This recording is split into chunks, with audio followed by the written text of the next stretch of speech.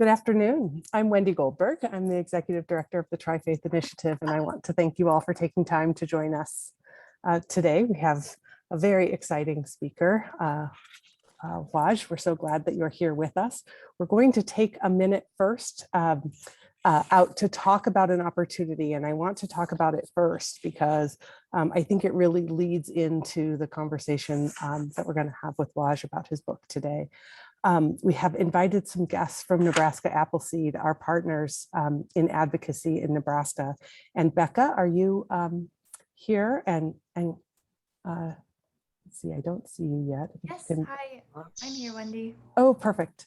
Let's figure out. And let's see, also, Kenda, are you here as well? Are you together? Oh, there you are. Great. Okay. So I've invited them. There is a legislation that has been presented called the Building Civic Bridges Act. And I thought it would be great for us to hear from our partners because we know there's some interest from some of our leaders in Nebraska to tell us just a little bit about this opportunity so that we can be good advocates for this. And so I will turn it right over to you first, Becca, and I don't know exactly how the two of you plan to fill us in. Yeah, thanks, Wendy. Thanks for having us here to talk about this legislation. We're really excited. We've been connecting a little bit about the Building Civic Bridges Act. We think it will be a really great opportunity that fits with what we do at Appleseed, and Kenda is here, so she can talk for a minute about our welcoming work, but I think it's a really awesome mix of what we do there at the legislature and what you all focus on as well, is bringing communities and all kinds of different people together. We think that we will be able to, hopefully have some good conversations with our representatives in the future on this bill, and we think there will be lots of opportunities to have all of you kind of plug in along that process, and hopefully down the line, some opportunities to reach out and ask them for their support. I think we're still kind of in the beginning of phases of figuring out what all the right next steps are. But we could definitely share, there's a really good one-pager on what the bill is focused on. Share that. Give us a top level. Why is this important? I think it is. Yeah, I think it's really important because it used some existing infrastructure that we have in Nebraska and everywhere else, the AmeriCorps program, to kind of build this additional community to bring people together to make connections. I think that a lot of this is focused on people who are on different sides of the aisle to come together over, issues that they have common work on, and can build those connections together, since, we all see so much divisiveness that can be out there in Congress and everywhere else, of course. So I think this really focuses on bringing people together. And I think it's important too, because we see some of our representatives really championing working across the aisle, as they say. So I think that it is a really important piece of legislation. And we do know that Don Bacon is an early signer on the bill. And so there is some energy for our voices to matter in terms of moving that forward. So that's a reason we wanted to bring that forward today. Kenda, is there something that you would like to add? I also just wanted to share a little bit about the welcoming and belonging work that is happening statewide that I think is really aligned with this legislation. And so in my role, I get to collaborate with leaders across the state that are working to create a community and a statewide culture where everyone feels like they belong. And I think that word belonging is really important. We've started to talk even more so. We've started to focus on belonging rather than welcoming. And that is because sometimes welcoming still has a dynamic of a guest and a host, whereas belonging, we can talk about, we've all felt what it feels like to be left out, to feel like we don't belong. And we know that it is a human need. It's in our DNA to need to belong to something bigger than us. And so how can we proactively create communities through bridge building where everyone feels like they belong, they can bring their full selves, have a voice, and be valued. So Thank you. I'm just happy to be. Sure. Becca, if you could shoot me that one pager, I can send it out with the follow-up. I so appreciate the two of you being here. It's important that we realize that in addition to us building relationships with each other, particularly in this politically divisive time, our voices matter. Voting matters. I'd encourage you to complete that task in the coming days. And now we're going to turn to the main event. So I'll be honest, I have a little anxiety about saying your name correctly. I'm not alone, but I'm going to try it. Are you ready? Wajahat Ali. Did I do it all right? B+, very good. Well B+. done. I'm going to go for B+ today. Thank you. It's very honorable. Actually, I'll give you an A-. You have to, it's always, okay, so if you're my mother and you're upset at me, imagine drawing out like a katana blade and just putting it in someone's stomach. It's like, Wajahat. That's why you just Wajahat. Every time I said that to people, that each time they see me, they say like Wajahat, Wajahat, and I'm like, yeah. And people are like, what are you doing? They're like, he told me it's like a katana, Wajahat. Or you could just call me Waj, or you could just call me Wajah the Hut, or Warbalat. Those are really good ones I got as a kid. Oh, okay. I'm going to go with Waj. Thank you for being here. Thank you for having me. Ramadan Mubarak. Thank you. And tell us about how is Ramadan going for you? It's going very well. Not even water. It's the final few days. That's why I look the way I look. It's fine. It's not that hard. It's just that when you're fasting during a pandemic and your kids are virtual schooled and you're trying to figure out like why I'm so tired, and you're middle-aged, and then like someone says, "Oh, you're fasting." You're like, "Oh, that's why." But other than that, it's fine. It's it's interesting to fast during these interesting times where. Because of this thing called the pandemic and because my daughter's immunosuppressed, we've had to adapt to a new community, if you will, and you have to do things more virtually, at least for us. So it's just, human beings adapt, we evolve, but we're alive, we're healthy, we're happy. So it's a good month. It's a good month to let you focus, maybe lose a couple of pounds, pray, and try to emerge as a better person. Try to emerge as a better person. Thanks. How will you celebrate Eid? So we were just talking about this. I got this invite to the White House because the White House is doing the first White House Eid celebration after many years because the last administration tried to ban us. That was fun.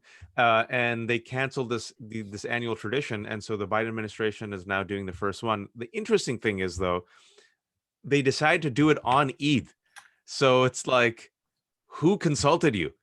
So it's Monday's Eid, and now we were literally just before I jumped on this Zoom, I'm like talking to some other people who got invited. I'm like, how do we pull this off? Do we celebrate with our family, and then we say, okay, family, the U.S. government has invited us to go to the White House, and we'll come back maybe, inshallah. So Monday it is, and we're just trying to figure out how to pull it off. But again, first world problem. All right. So I jumped right in because I'm so excited to talk to you Jump about away. You and your holiday and you as a person in your book. Go Back Where You Came From and Other Helpful Recommendations of Being American. That's the book. If you have not bought it yet, that's one of the goals of today. Is to sell Waj's book. And it's worth the time, it's worth the read. Deb McAllister and I were talking this morning. I'll tell you from my perspective, it's an interesting balance of like, oh my goodness, this is hard to read and this is fun. And so that tension that you are able to bring to storytelling because your life as a journalist, your experience writing for all the major publications, and this isn't your first trip to Tri-Faith. You joined us at Dinner in Abraham's Tent, and when you were with us last, it was a particularly hard season for your family. You had just learned of the diagnosis of your daughter having cancer. And I think we need a little update here. We've been praying for you and following your story. And tell us, how are you? We're doing well compared to most people. We're very lucky. My daughter is cancer-free. She had a full liver transplant. There was once an anonymous donor who's no longer anonymous, who stepped up and decided to give a piece of his liver. And then after the surgery, we found out who he was. And coincidentally, he, at that time, he only lived like 20 minutes away. And they said, they being the hospital, that's one of the situations where it's always tough to get the supply. But over 500 people had signed up to be a liver donor for this little girl Nuseba, who at that time was about to turn 3. And they said, we've never ever seen that many people sign up. Now the interesting thing is, much like in the book and much like in life, there are always interesting Ali plot twists. And so they said, even though 500 people have signed up, mostly strangers we've never met, to give a liver donor, to be a liver donor, every single complication has happened. And so the lady who worked at the administration office of Georgetown, one time she told us, because, if God forbid you ever have to go through this, your families ever have to go through this, it's a very interesting like cat and mouse game with cancer, where you get this brief window in between chemo where like the body has built up enough antibodies and immune system that there's like, it's a ripe time to get the liver transplant. And if you miss that window, then you have to go to chemo again, and you miss like another 6 weeks, right? So we had this amazing window. We had a liver donor step up. Everyone was rejoicing and crying. And at the last second, the doctor said, I can't go through with it. I think there'll be complications. We were shattered. And then we had like 2 weeks left. And then like the final week, we got the phone call and said, 2 days, there's this person coming. And then we were in the hospital, and someone messages me and they go, I think my friend Sean is about to be prepped to give his liver to your daughter. I'm like, Sean, who's Sean? And he goes, oh crap, I don't think I was supposed to tell you. And then I'm like, well, now you've told me. If his family's here and they want to talk to us, here's my number. And then we exchange texts while they're both in surgery. And I go to the commissary to get my wife something, and I bumped into someone who looks like a Rida. That was his wife's name, Rida. I'm like, are you the Rida? And they're like, are you Wajahat? And then we found out that the person who stepped up is Sean Zahir, a young man who, and I'll finish with this. The transplant doctor, when he bumped into me, after the surgery, said everything went well. Despite all the complications, this is the plot twist. Every single person in the surgery said that Nuseba surgery was the cleanest, fastest surgery they'd ever done in their life. Just like that. It took so long for us to get there, but when it happened, it was clean. And then the transplant doctor started crying, and he said, I just want you to let you know, your daughter has a good man's liver in her. The first thing he said when he woke up was, when can I give blood again? And that's the first time in my career that I've ever heard that, because most people are like, when will I be able to go to work? Am I okay? How's my health? He's like, yeah, but when can I give blood again? And so lo and behold, we know Sean now and his wife Rida. They have a baby. Nuseba's wearing her second costume of the day. There's probably going to be 2 more costume changes. And she has a flower in her hair, and she's right over there doing virtual school. So you asked me a simple question. I gave you a long answer and a story. Thank you for doing that. So glad that that's the outcome. So the next thing I want to do is, again, a little bit unorthodox, but in Judaism, we always talk about the shoulders upon whom we stand. And I was so taken when I got to the end of your book and you spoke about all of the people that you were grateful to help you with. Tell us about this mix of people who helped you to write a book. Yeah, my editor is like, this is the longest acknowledgement sections I have ever edited, but it's also the best one. I appreciate that. I take that as a huge compliment, because the acknowledgement sections, if you read the book, I wanted to make it an extension of the book, the tone, the stories, because oftentimes when it comes to acknowledgements, if you guys have read books, in the back end, like, they dump people's names, which is, it's fine, but it's like an extra credit. I didn't want to do the credit rolls. I just wanted to make it a continuing part of the story. And so I take the DeLorean all the way back to the Bay Area, California, from where I was born. I take actually further back. I take it back to Pakistan. And so I start with the elders, the grandparents who are passed away. I had a very interesting traditional upbringing where all 3 generations were raised in one house. So my dad went old school, and I grew up with my grandmother and my grandfather and my parents, and like this random revolving door in my home where I thought was totally normal for like random Pakistanis just to like come over and stay. And then like years later, I kept like referring to these individuals as uncle and auntie because I thought they were related to us. My parents like, no, they were just people who needed a place to stay. So I thought that was normal. Like random people would just come in your home and leave. That was our house.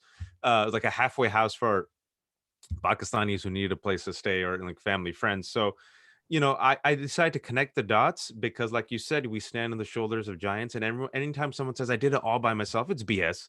It really isn't. Like, even people with very hard lives, someone somewhere along the way decided to invest in you in somehow. A stranger, a teacher, a rabbi, someone decided to just give you a little bit of love and attention. And so what I tried to do is, this book can only exist as a result of all these individuals, which include my grandparents, my parents, my teachers. I tried my best to like go down the line: elementary school, high school, law school, college, mentors, fellow writers, women in my life, my wife, my kids. And so I give you a narrative arc.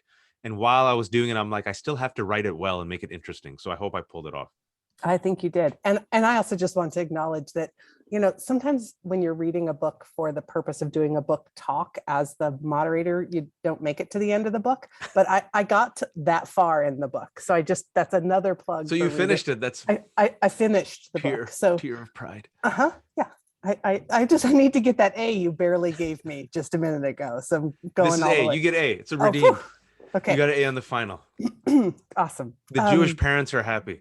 Right. But you should have become a doctor. You should have become a doctor, but even though you did, it's fine. Yeah. At least you finished the book. Sure, exactly. If I would have finished the book when I was in college, that would have been for a very different experience than I had. That's again a story for another day. In the book, you talk about identity quite a bit, and one of the ones that I just love is traditional Pakistani uncle. Paint us a picture. What does that mean? 41 years old with a 15-pound COVID dad bod with a thinning graying hair, wearing the same jeans, but it's an upgrade because he no longer wears Dockers, wears chappals, sandals inside the home, needs to have his chai made just the way he wants at night. And the local Pakistani restaurants know him by name and recognize his phone number. I have just described myself. This is what I have become. I have become the Pakistani uncle. I might as well just have stepped off a plane from Karachi. But my wife says, you no longer wear Dockers. And I'm like, there you go. So like, apparently if I was wearing khakis with my shirt tucked in, I would be classic Pakistani uncle. So I'm not there yet, but I'm thinking maybe 10 years from now. And then also the Pakistani uncle, when you lose all the hair, you need to wear, you see there's like these traditional Pakistani uncles wearing like these really cool beanies. And you're like, what's happening? Why are they wearing Kangol and beanies? So you see like them a little bit hunched over, wearing their tucked in shirts with khakis with a beanie. So I'm not there yet, but that's my traditional Pakistani uncle phase of my life with 3 kids. But apparently my kids say I'm pretty cool. So there you go. I take my kids to see the Marvel movies. I make them Lego sets. We play video games. I try to work out, try to eat healthier, more fiber. So I feel like I'm learning. This is like the evolved Pakistani uncle learning, getting some more superpowers in the next generation. Superpowers. Great transition to the next question. Tell us about the names of your children. Ooh, so in the book, without giving too much away, spoiler alert, I have 3 kids and I do get married. Names are important. And I think for the group that is assembled here today, thank you for taking time out of your life. We come from communities where names carry weight. I'm going to translate something from Urdu, which when you're naming someone with the old generation, they says that name has a lot of, are you sure you want to name your baby that? That name has wazan. Wazan means weight. And what that means is sometimes a name carries with it a story. And sometimes these stories are based on personalities, right? So you're like, are you sure you want to name that person? That person has to live up to that name. And so I'm an English major. Names are important to us. And so we have 3. For the first one, Ibrahim, my son, who's about to turn 8, inshallah, in a couple of months, my wife deferred to me because I was very just adamant about the name. And like for me, I wanted to name if we had a son, I said Ibrahim. Ibrahim means Abraham, right? And my wife and I got like a top 10 list, but it whittled down to 5. But I was like I'm gonna name him Ibrahim. I'll let my wife think that she's gonna name him. Right? And my wife's like, all right, she's so passionate about it, name him Ibrahim. The reason why we named him Ibrahim is not just because he's Abraham, but if you read the book, there's a period in my life, there's many periods of intense challenges where one of my mom's father's brother, who we call Makbul Nana, he's the dude in the family who had what we call the shining, the spiritual shining. He had the shining. We'll just leave it at that. And so when I was going through some really intense moments, he called me from England and he said, I'm just going to give you a gift. And here's a verse from the Quran. And the verse from the Quran relates to the story, which is also in the Old Testament, where Abraham was thrown in the fire. And the command in the Quran is, "Oh, fire, be cool for Ibrahim. Oh, fire, be cool for Ibrahim." And then the fire is cooled. And so Abraham's in the fire, but he's chilling. So the reason why I named my son Ibrahim is it's a prayer. And it's a prayer for his generation that the fires of the world will be cooled for him and by him. So that's the first one. The second one, we find out we're having a daughter. I am not interested in damsels in distress. I have no interest in raising one. I have no interest in befriending them. When the zombies come and attack me, I need my daughters to like be useful and kill them, or else I'll die in my Docker pants. So I wanted to name her Khadija. My wife, this time I had to defer to her because she deferred to me for the first one. She wanted to name her Asya. Now, who's Asya? Can't go wrong with Asya. Classic name. Asya is the name of Moses' stepmom, the wife of the Pharaoh who saved him and stood up to the Pharaoh. You all have the story in the Old Testament. Can't go wrong with Asya. I wanted Khadija because Khadija is a real life person during the time of the Prophet Muhammad who's like a warrior princess. She literally defended the Prophet, saved his life, but she's also the one who went to the Prophet and said, how come all these verses are gendered towards men? What about us? And then this powerful verse was descended that said, "Oh, you who believe, regardless of man and woman, whoever is the most righteous and pious is favored in the sights of God." And then she was also the one who said, I don't want to take a oath with the emissary of the Prophet. I want to take it from the Prophet himself. So she's one of two women who went to the Prophet. So she's like a super badass. So I'm like, and as Khadija was coming, literally, as we saw her head, my wife looks at me breathing. She goes, she's a Khadija. She's a Khadija. I'm like, all right, Khadija. And the final one is while we were going through our daughter's cancer, my wife got pregnant. So my wife was pregnant as we were going through the entire cancer ordeal. And like a month after the stage 4, the liver transplant, Khadija comes 10 days early. And that story is that we were doing a post-transplant chemo. I'm with Nuseba in Children's Hospital. My wife goes for, checkup 10 days before. She goes across to Georgetown and she goes, I'm having mild contractions. Maybe they're just early contractions. I'm like, I think you're having a kid. She goes, no, I'll come back. I'm like, don't be crazy. I, the non-doctor, am telling you, the doctor, that you're having a kid. Stay there. And so I'm at Children's Hospital with my 2 kids. My wife's in Georgetown. A friend goes to my wife, videotapes what's on Apple? What's that thing? The chat? What are the video chats? I'm forgetting what it's called. FaceTime. There you go. That's old Pakistani uncle brain. So we FaceTime the birth.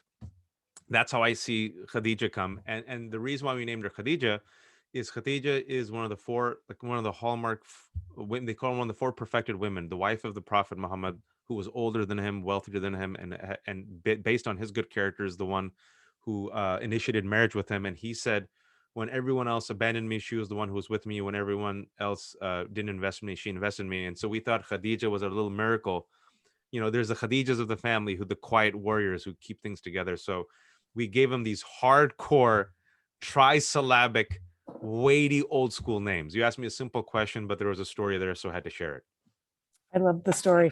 When we had our first child, my husband, who's on the call today, said I had 3 choices: Bill, Jim, or Joe. And I don't think he thought as hard as you all thought, but we went with Joe. You can't go around Bill, Jim. That's very oaky names, very American oaky names. Yeah. Well, when we had our first daughter, he suggested Trixie or Roxy, and I told him he was no longer on the team that was deciding the names. You've done your job, husband. Yeah. You've done your job, and now I'll take it from here. Exactly. Yeah, take it from here, man. You just wait till you have 30-year-olds. You're really going to need strength then. So, we're talking about identity. You've given your children so much in terms of their naming, but a piece of the conversation about demographics has to do with race. And in your book, you talk about the real world implications, the life and death consequences of race. And I want you to talk about that a little bit. What are some of the structures? What has been your experience, and what do you need us to know? Yeah, so just basic back on the back of the question you just asked, naming, right?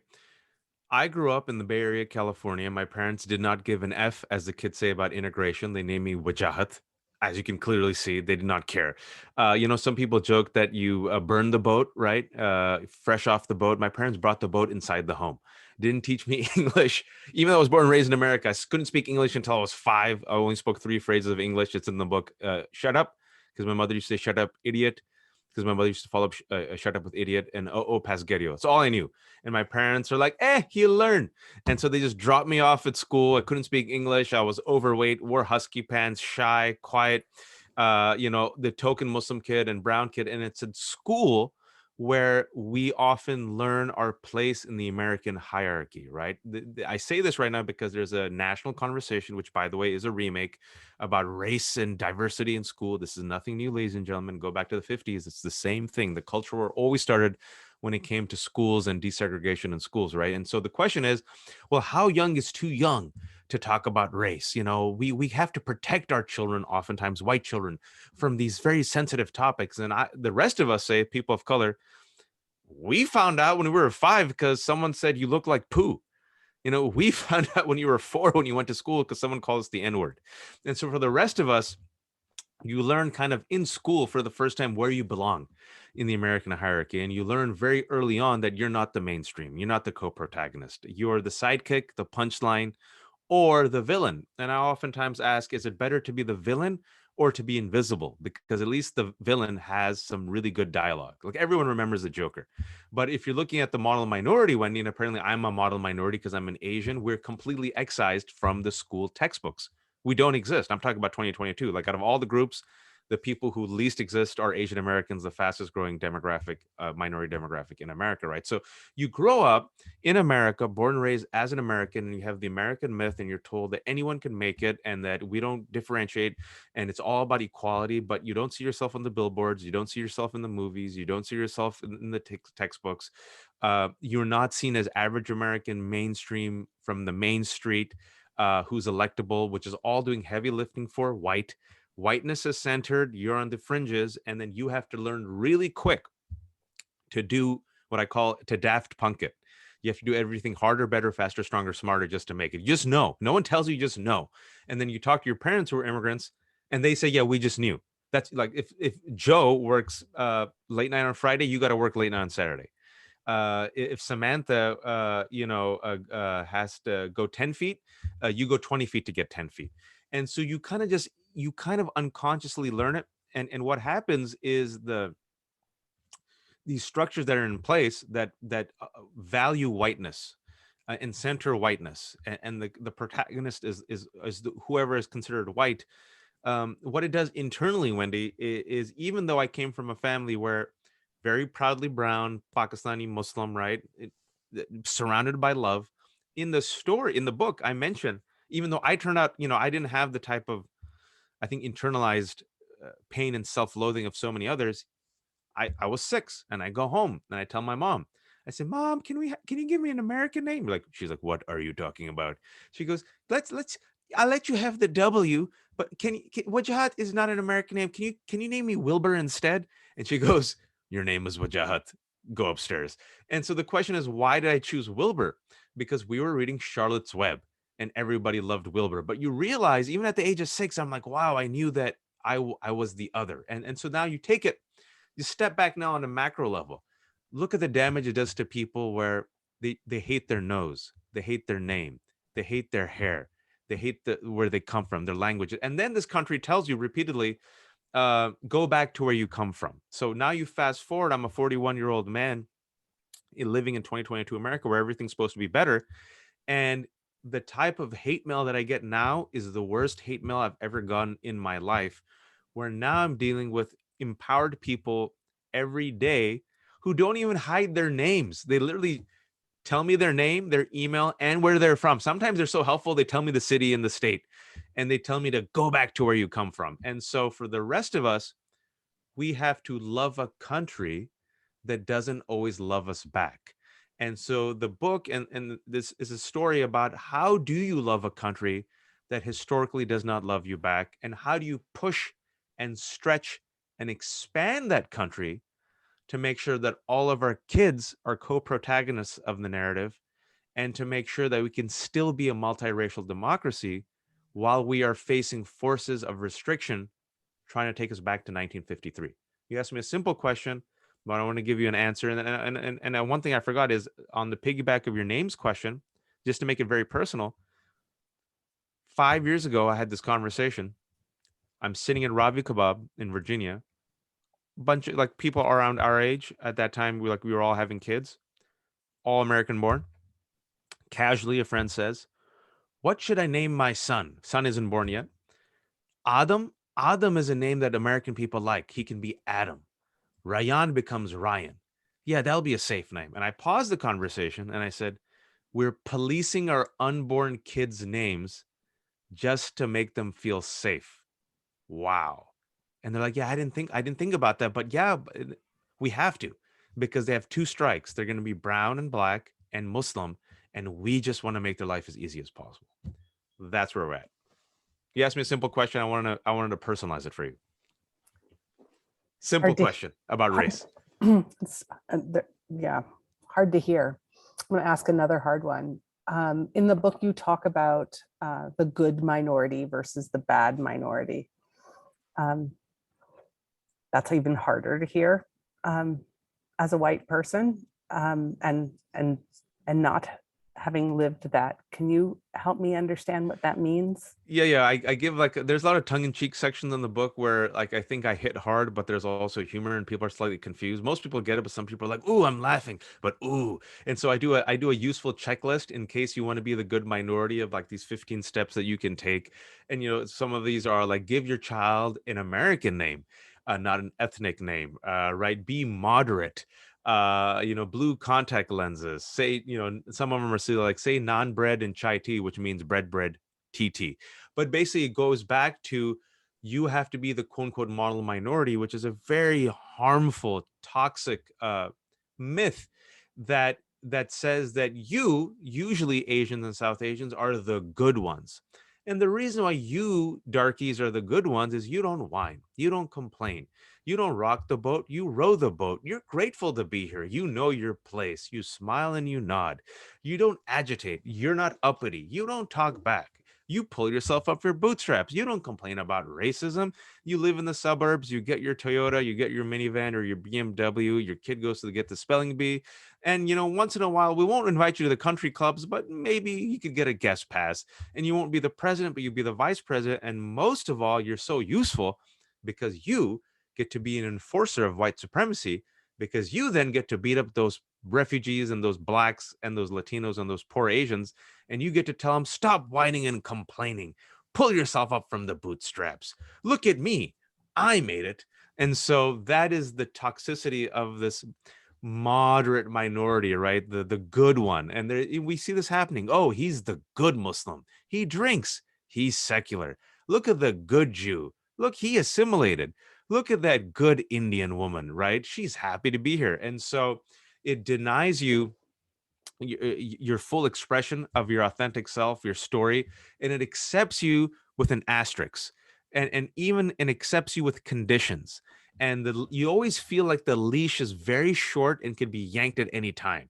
But people choose it sometimes because they're like, I choose safety and security, not realizing the damage they're doing both to themselves, their communities, and I will repeat this, and I'll explain this really quick, that how they're enforcers of the system that you mentioned of white supremacy. You unwittingly become the enforcer, the capo, right? You go and beat down the other minorities, and the prize is you get to be close to whiteness, what I call in the book asymptotic to whiteness. You'll never be inside, Wendy, but you'll be like an electron hovering around.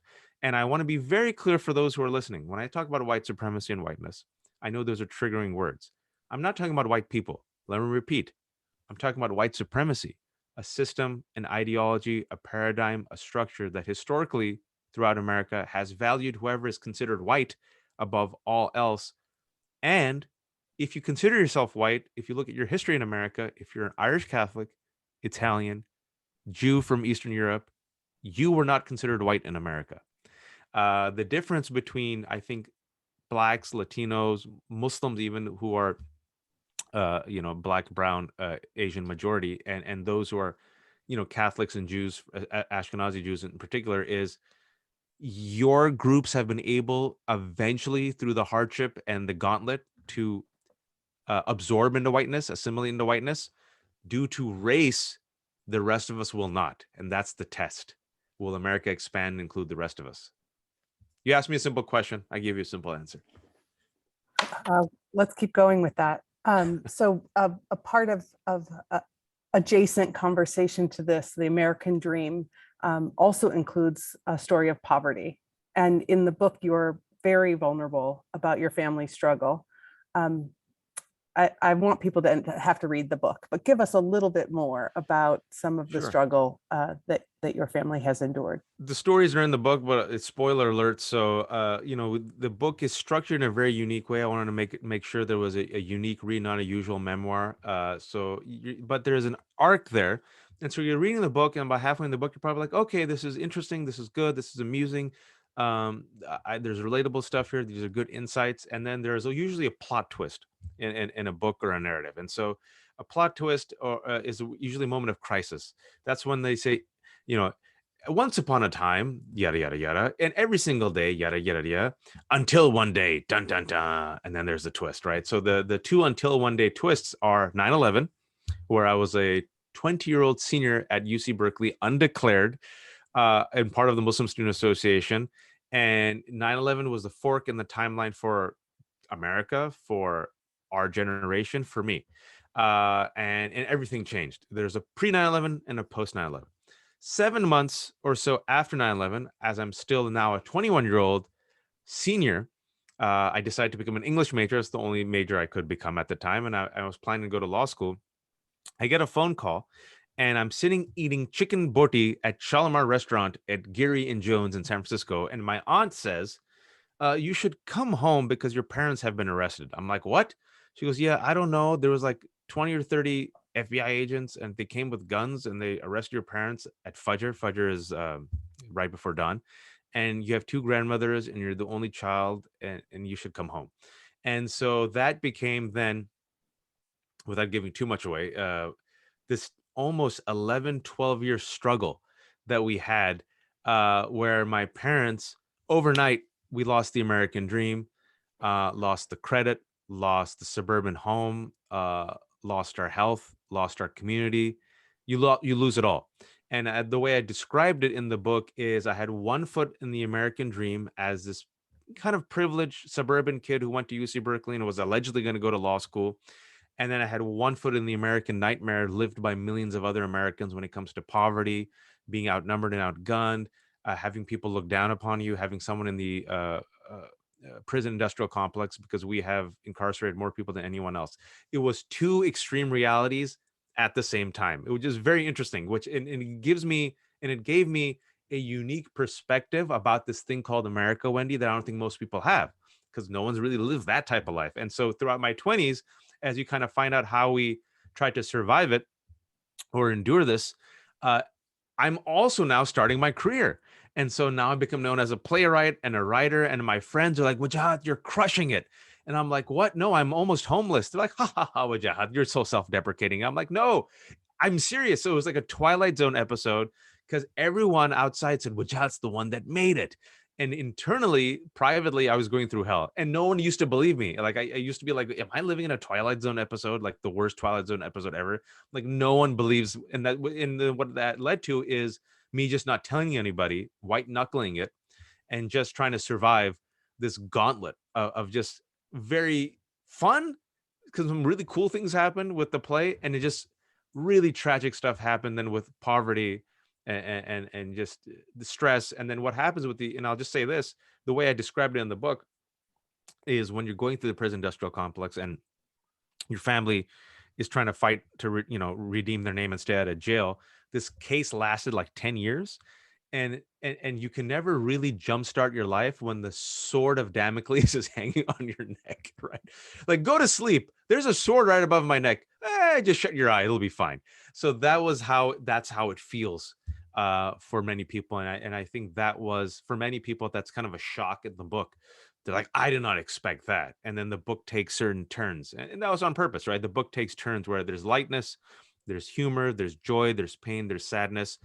And you use the word vulnerable, which is interesting. I never thought about that. I just wanted to be honest.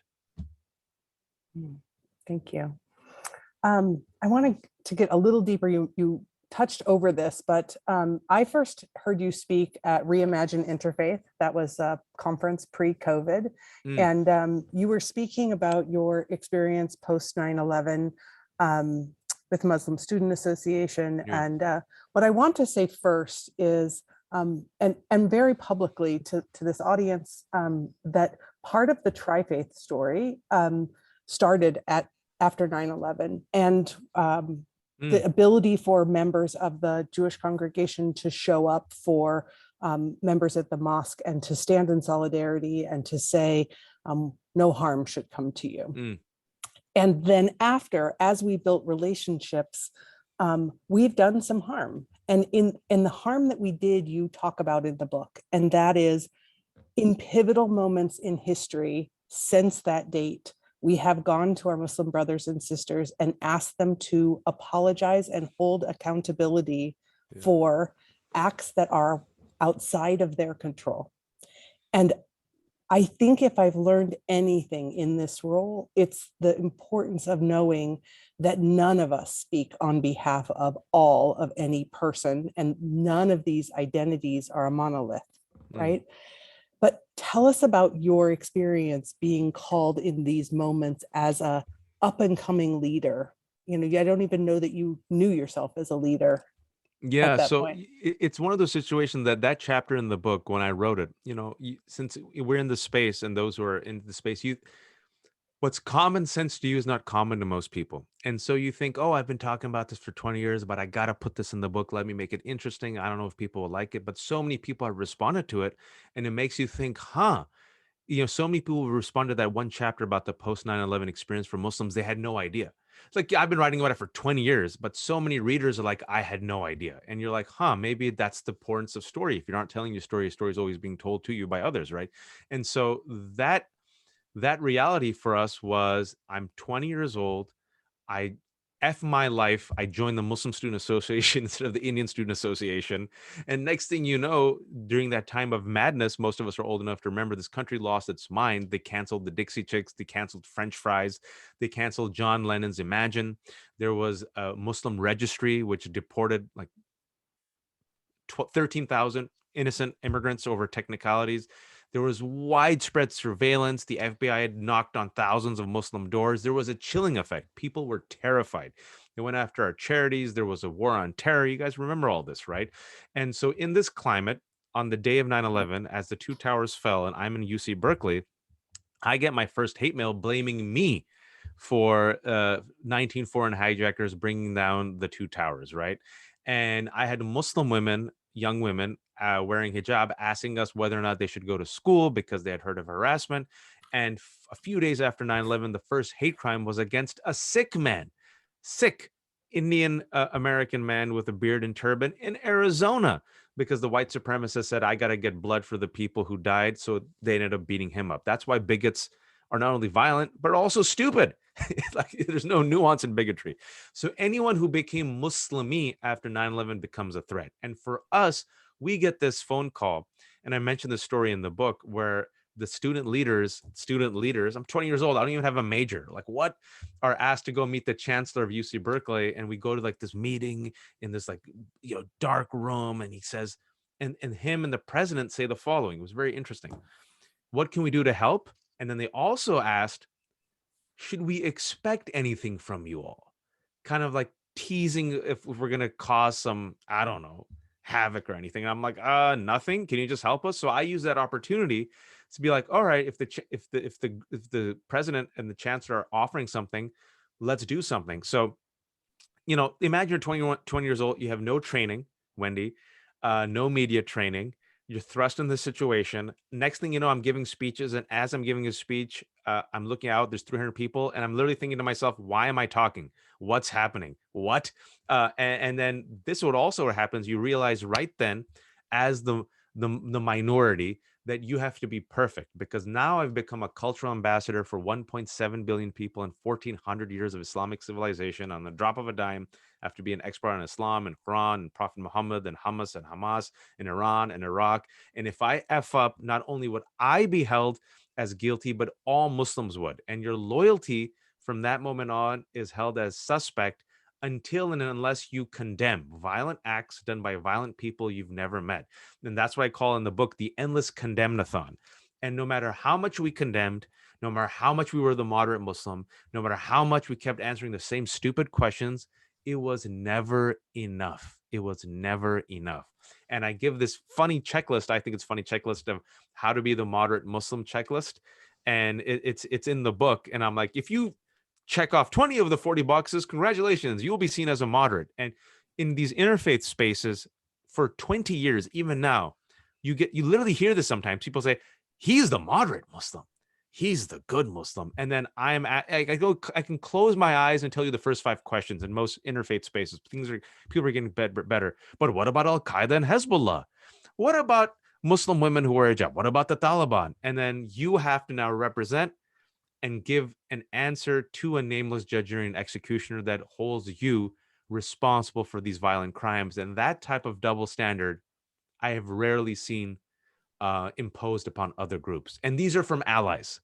And what it does instead is it doesn't advance the conversation, it regresses the conversation. And it's the modern version of the model minority. You are the good one, you're the unicorn. Based upon these conditions and this checklist, we'll accept you maybe. But we still have doubts about the rest. And when you have doubts about the rest and we see the rest as a problem, when people are usually seen as problems, history shows us that some governments create solutions. And so that's the type of climate and landscape it creates. You asked me a simple question, I give you a simple response. Well, I'll go one step deeper then. So then what have been man, we wish that we've made more progress. And then, what are the repercussions post-Trump? What are the repercussions post-pandemic? Yeah, so I'll link it. This country's behavior towards Islam, Muslims, and national security after the war on terror, where it ignored the warnings of the rest of us, have come to bite it in the butt, because without the war on terror, you would not have Trump. It's a great book by Spencer Ackerman. He takes a macro view on this called Reign of Terror. It came out last year. He takes a macro view of it. I take a personal view of it, because listen, Trump is able to say these things about Muslims based upon our country's response to the war on terror. You can have the Muslim ban. You can do these things at the border. The DHS is created, Patriot Act is created, right? You can see these buffed up, like armed security people, like hijacking suburban moms in Portland, Oregon. I don't know if you remember that during the George Floyd protests, right? All this beefed up, like militarized presence in America.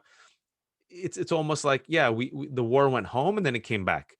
And post Trump, like I've been saying, and I said it at the interfaith dinner 3 years ago, Trumpism will outlast Trump.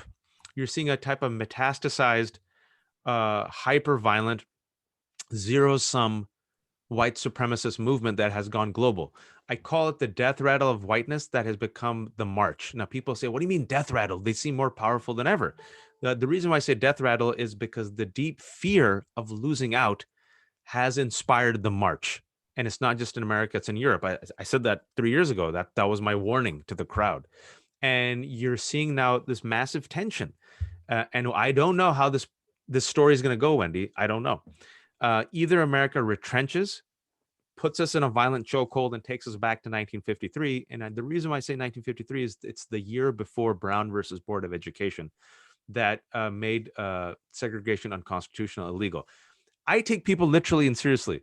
So when they say we're going after Roe v. Wade and marriage equality and Loving v. Virginia and Brown versus Board of Education, take that seriously. Like Roe v. Wade is going to be dead in June. If you listen to these senators, they're openly telling you Obergefell, Loving v. Virginia, Brown versus Board, Griswold, contraceptions, gay marriage, segregation, right? Look at the attacks on schools to dismantle public schools, banning books, Look at what's happening when it comes to intimidating corporations. What we're dealing with, in my opinion, and there's a study that came out in February that I recommend everyone read it, about the rise of white nationalism and how it influenced the January 6th violent insurrection. We're dealing with a movement that feels like the center will not hold. The blacks, the browns, the Jews, the women, the gays are taking over. We're the victims, and we have to fight back by any means necessary against this force that is, quote, trying to replace us. That is the replacement theory that used to be a white supremacist fringe theory, Wendy, when I introduced it, I think at our talk, that now 3 years later is a mainstream talking point. QAnon, mainstream talking point. So I don't want to scare people, and I'm not a cynic, but if there's a comet coming from the sky, I can't tell you to don't look up. And people are like, Waj, no, the center will hold, the guardrails will hold, everything will be fine. I'm like, are you paying attention? There was a violent insurrection. And this is where, how will you respond? Do you respond with cynicism and apathy, or do you decide to throw down? And this is where you need, and I say this in the book, the multicultural coalition of the willing. This is why I speak to people like Tri-City in groups like you. This is why it's so important for moments like this, when you on a local level have banded and put your arms linked in with other faith community members and say, we have our differences of opinion on stuff. That's fine, but we have shared values, and this is going to be a space of expansion and tolerance and love. And we resist this movement, and you need it at a local levels and a national level. The one positive here is that we have the numbers. The problem is, you give me a small, zealous, organized movement that wakes up every day with commitment, or you give me a flabby, moderate majority, I'll take the zealous minority that will carve us like butter. So this is where we need to strengthen our resolve, really understand what's happening, dig deep, and really push back and push forward. And I think we have the numbers, but we are in it, Wendy. We are in it. I don't think people still get it. This is going to be a rough 5 years, but I feel like, inshallah, I'm looking at the inshallah. In the inshallah, the story can have a happy ending, but we need to really, you need to throw down. You can't be neutral on this one. That's my 2 cents. Right. That's, why we invited Nebraska Appleseed at the beginning to start talking about where there's opportunities for legislation, who we're voting for, that we have to be mindful of that piece. But you, as a creative, as a writer, a playwright, tell us the role that the creatives, the art, music, and such have in social change. Yeah, so for Appleseed, real quick, Becca, I think we're putting you on the spot and making you look awesome. So you show up and you'd be super awesome, please. You don't underestimate the power of the local, right? And you didn't ask me this question. I'm going to blend into the creator question, but I get often asked all the time, who am I? I'm nobody, Waj. I can't do it. I don't write. I don't speak. And I'm like, I love nobodies. Some of my favorite people are nobodies. In fact, I'm a nobody. I started as a nobody. I'm still a nobody. The power of local, the power of one voice, the power of one person. And speaking about powers, I do believe everyone has a superpower. I do believe God has given everyone one thing. And suppose you're like, oh, but I'm just a house mom or a house dad. Okay, you can model the type of America you want this country to be in your home that will impact future generations. You can run for school board. You can run for city council. If you look at the other right-wing movement, they're deliberately attacking the local institutions, school boards, city councils, right? So that's something that someone can do. For me, I knew my superpower early on, I mentioned in the book, was storytelling. That's all I got. Once in a while, I can spin a good yarn. And in our communities, Wendy, and this Jews also knows this, is like, our parents didn't come here so your son becomes a writer. You either become a doctor, engineer, businessman, or you marry into wealth. That's it. The fifth option is failure. And so I chose failure. And the power of the story, it all comes back to the story, is that, like I said before, if you're not telling your story is always being told to you by others. And if you're not writing your story is always being written for you by others. And if you think I'm saying crazy things, look at the fight in America right now for the fight for the American story. They're banning books, ladies and gentlemen. They're banning books. That's how powerful a story is. It allows you to reshape an imagination. It allows you to rethink possibilities of what could be. It introduces ideas as Trojan horses that make you think, Maybe a woman can be a president one day. Maybe a Black person can be a president one day. Maybe there won't be slavery. maybe there will be marriage equality. Maybe a Muslim can rise in this country, right? And so fiction and stories have the power to give that a voice. And we, the marginalized, the people of color, have often had our stories erased. And now you're seeing this young generation emerge and say, no, no, no, we too are American. Here's our spin on that story. And we too have a verse to contribute. We've always had verses to contribute. They were always excised and snuffed out. And so that's where I feel like now the uncles and aunties of my community who used to mock me for storytelling see the power and need for it. And 20 years later, they're like, we should have made our kids into storytellers like you. Keep writing. So that's been a nice little full circle moment. Yeah. Where they're like, okay, we probably have enough doctors. We need better doctors, by the way. So if your kids want to become doctors, great. But not everyone can become a doctor or a lawyer or an engineer. If we're not telling our story, who's going to tell our story? And right now, our stories are being banned and snuffed out. And what is it better to be a villain or to be invisible? Villain. I'd rather be the Joker. At least he's memorable. But if I'm invisible, I don't exist. Thank you. One final question. What's chocolate hummus all about? Chocolate hummus is this abomination, a sin, the devil's work. It's like, these people who mean well, but they're misled. We pray for them. We pray for their souls. Verily, this is the month of healing. It's Ramadan. We don't pray for vengeance. We pray that God turns people's hearts.